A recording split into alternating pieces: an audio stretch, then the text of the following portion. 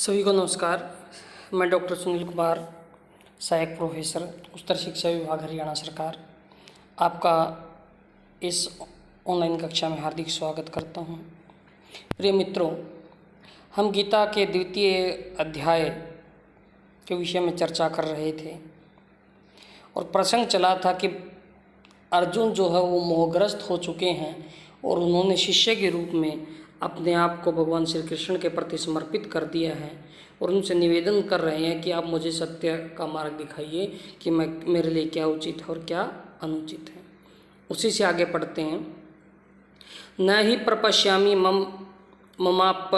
ममापनुद्यात् यशोकम उत्शोषणम इंद्रियाणाम अवाप्य भूमौ वस्पत्नम मृद्धम राज्यम सुराणामपि च आधिपत्यम। कि ना ही प्रपश्यामि मैं नहीं देखता हूँ, नहीं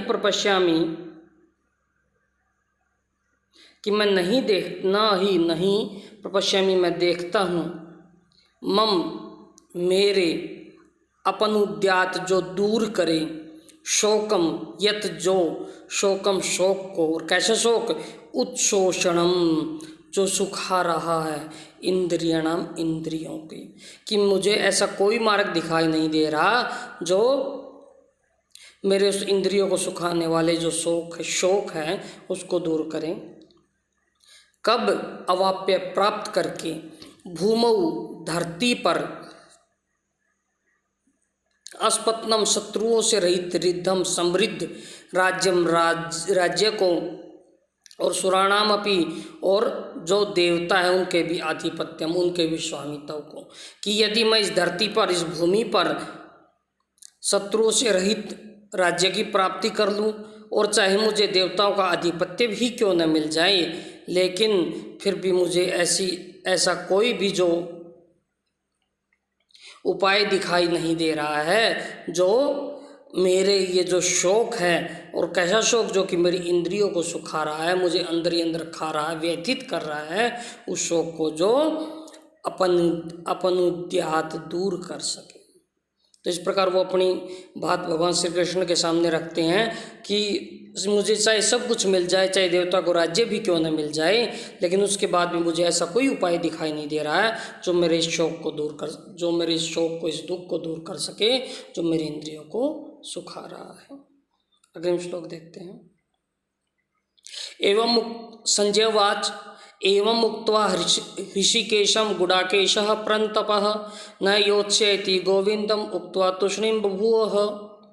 कि एवं इस प्रकार उक्त्वा कहकर ऋषिकेशम श्री कृष्ण जी को, गुडाकेशः जो अर्जुन है, प्रन्तपः हे प्रंतपस्वी राजन, कौन? धृतराष्ट्र, न योत्स्यति कि मैं युद्ध नहीं करूँगा, इति गोविंदम उक्त्वा ऐसा गोविंद को कहकर तूष्णीं बभूव, बहुत तूष्णीम हो गए, चुप हो गए।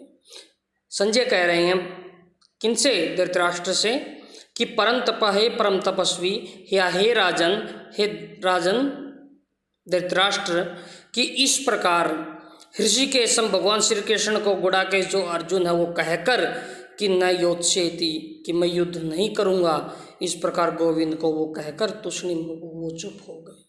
कौन चुप हो गए? अर्जुन। संजय बता रहे हैं धृतराष्ट्र को कि हे राजन, इस प्रकार अर्जुन ने ये बात कही कि मुझे ऐसा कोई उपाय नहीं दिख रहा जो मेरे इस इंद्रियों को सुखाने वाले शौक को दूर कर सकता है, और इस प्रकार वो उनको कहकर चुप हो गए। और अंत में क्या कहा? कि न योत्स्ये, मैं युद्ध नहीं करूँगा। अग्रिम श्लोक देखते हैं। कि तम उवाच ऋषिकेशः प्रसन्नीव भारतः सेनयोर उभयो मध्य विषीदंतम इदम वचः।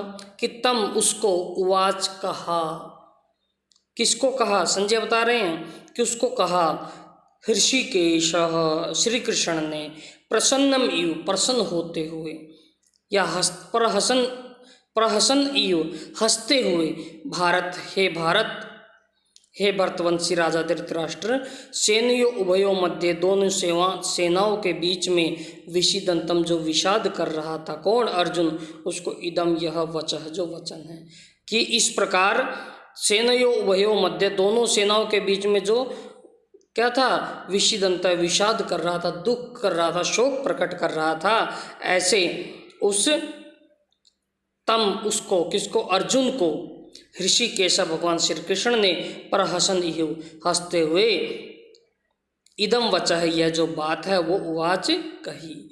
और किनको बता रहे कि हे भारत, हे धृतराष्ट्र, कि इस प्रकार जो दोनों सेनाओं के बीच में विषाद कर रहे थे, ऐसे उस अर्जुन को मुस्कुराते हुए भगवान श्री कृष्ण कहने लग गए। क्या कहने लग गए, देखते हैं।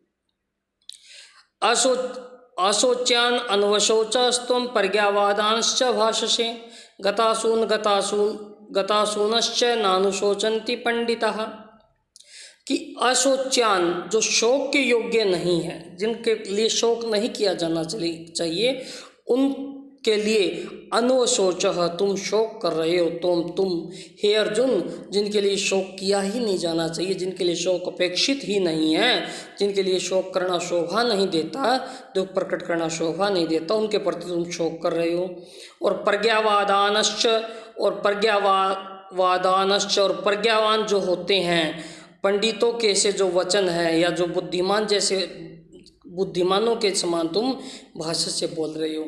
कि यहाँ पर विरोधाभास सा हो गया है कि तुम बातें तो कैसी कर रहे हो कि जैसे तुम महापंडित हो, बहुत विद्वान व्यक्ति हो, प्रज्ञावान हो, और तुम ऐसे लोगों के लिए शोक कर रहे हो जिनके लिए शोक किया ही नहीं जाना चाहिए। आगे स्पष्ट कर रहे हैं कि गतासून, जिनके प्राण चले गए हैं, अगतासूनश्च, और जिनके प्राण नहीं गए हैं, जो भी जीवित है और जो वीर गति को प्राप्त हो चुके हैं, नानुशोचन्ति पंडिता, उनके लिए जो पंडिता, जो पंडित लोग होते हैं, जो बुद्धिमान लोग होते हैं, वो नानुशोचन्ति, वो शोक नहीं करते हैं। कि जो पंडित लोग होते हैं वो किसी के लिए शोक नहीं करते हैं, ना वो जो वीरगति को प्राप्त हो गए उनके लिए शोक करते हैं, और ना ही जो जीवित हैं उनके लिए शोक करते हैं। और आप जो उनके लिए शोक नहीं किया जाना चाहिए उनके लिए शोक प्रकट कर रहे हो, और बुद्धिमानों के जैसी सी बात कर रहे हो। ये बातें उचित नहीं है।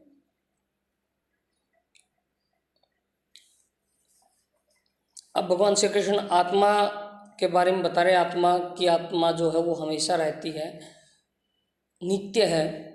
कि न तु एव अहम जातु न आसम न त्वं न एमे जनाधिपः न चैव न भविष्यामः सर्वे वयमतः परम। कि न, नहीं, तू तो, एव ही, अहम, मैं, जातु, पहले था, न आसम, जातु हूँ, किसी काल में आसम था, न, नहीं, तुम, न, नहीं, इमे, ये, जनाधिपा, जो राजा लोग हैं, न चैव, न भविष्यामः, और न भविष्याम, और हम नहीं होंगे, सर्वे, सभी, वयम, हम, अतः, इससे, इसके, परम पाद। कि कह रहे हैं कि भाई ऐसा नहीं है कि आप, हम और ये जो राजा लोग हैं कि पहले कभी नहीं थे और आगे कभी नहीं होंगे। आत्मा तो अजर अमर है, वो सर्वदा रहेगी। देखिए कि न, नहीं, तू तो, एव ही, अहम, मैं, जातु हूँ, पहले किसी काल में, न आसम, नहीं था, ऐसा भी नहीं है, न तुम नहीं थे, ऐसा भी नहीं है, न इमे जनाधिपा, ये राजा लोग नहीं थे, ऐसा भी नहीं है। कि इससे पहले के समय में भी तुम, मैं और ये राजा लोग किसी न किसी रूप में इस धरती पर विद्यमान थे। और न चैव भविष्यामा, और भविष्य में हम सब होंगे, नहीं होंगे, ऐसा भी नहीं है। सर्वे, सभी, वयम, हम, अतः, परम, कि इसके बाद हम भविष्य में कहीं नहीं होंगे, ऐसा भी नहीं है। आत्मा तो अजर अमर है और वो इस काल में भी विद्यमान है और भविष्य में विद्यमान रहेगी, इसलिए तुम शोक मत करो। यहाँ पर कहने का भाव ये है कि आप ये मत समझिए कि ये इस समय है तो अगले समय नहीं रहेंगे, पहले नहीं थे।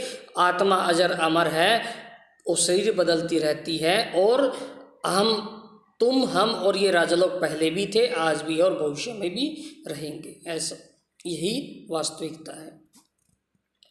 देहिनोऽस्मिन् यथा देहे कौमारं यौवनं जरा तथा देहांतर प्राप्तिर्धीरस्तत्र न मुह्यति। कि देहिनो, जो देही व्यक्ति होता है, देहिनः, देहिन मतलब जो देह, इस देह में रहती, कौन? हमारी आत्मा।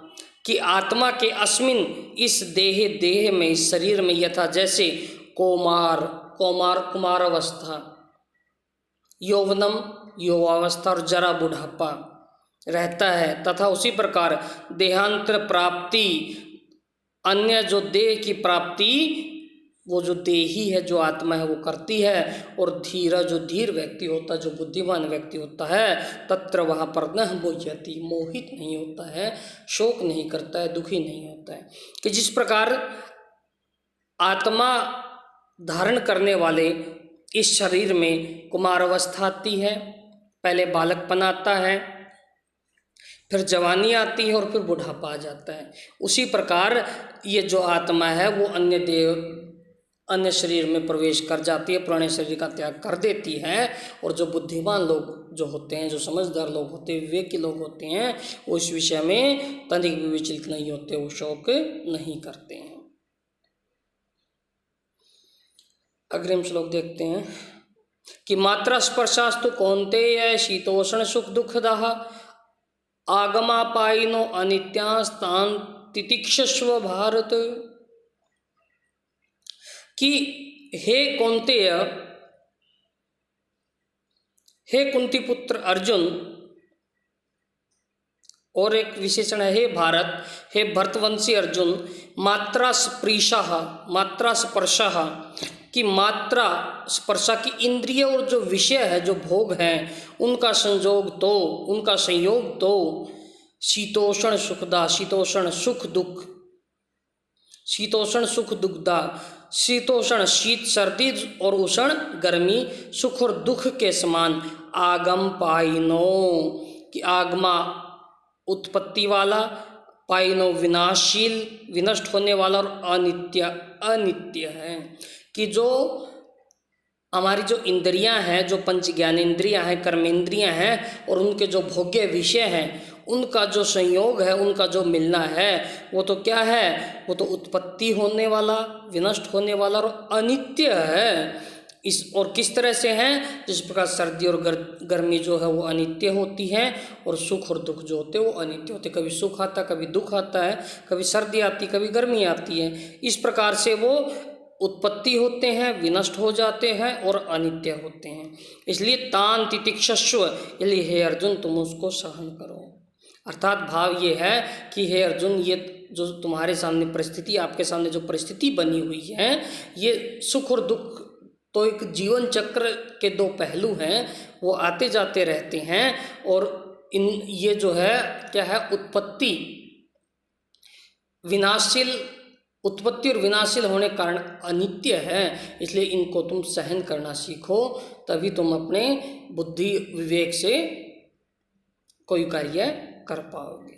तो हे अर्जुन, आप जो है वो को सहन करो, सुख और दुख को सहन करो, और युद्ध के लिए तैयार हो जाओ, मोह में मत पड़ो।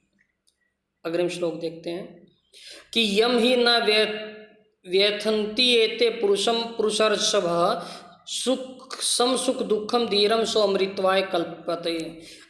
पहले बता दिया कि भाई जो व्यक्ति है वो योगी व्यक्ति की परिभाषा बताई थी कि जो सुख और दुख में समान रहता है,